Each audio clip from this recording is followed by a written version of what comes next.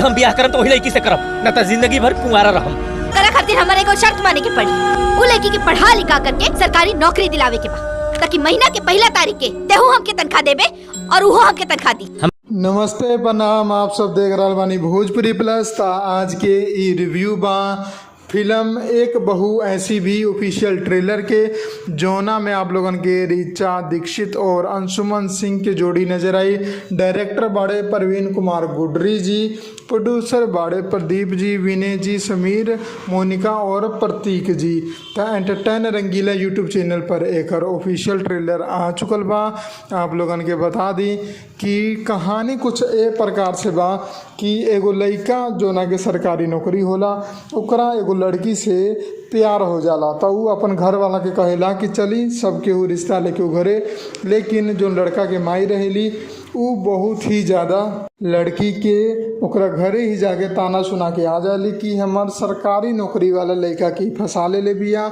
लेकिन लड़का के बहुत ही ज़्यादा जिद कैला पर ओकर माई शादी खातिर तो मान जाली, लेकिन शर्त ई रखेली कि वो लड़की के भी सरकारी नौकरी करे के हुई जिसे तू सरकारी नौकरी करी बरे, और दोनों आदमी सैलरी जोन बा जोन अपन महीना के कमाई बा वो हमरा लिया के देवे।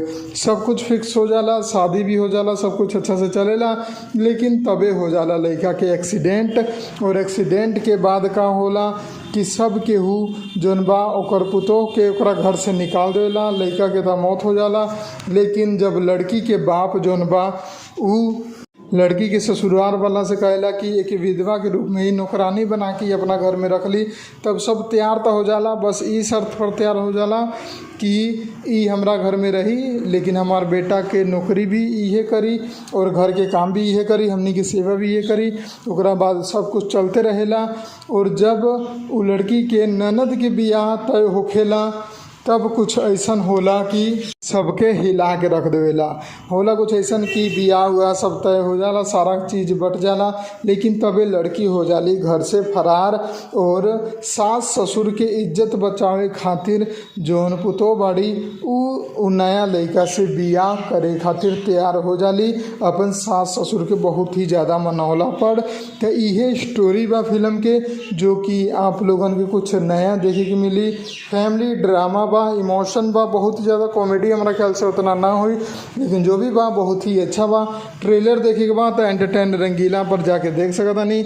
और अगर हमारी रिव्यू पसंद आए तो वीडियो को लाइक करें, ज़्यादा से ज़्यादा शेयर करें, चैनल के सब्सक्राइब जरूर कर लें। हम मिलम आप लोगों के नए वीडियो में नया रिव्यू के साथ।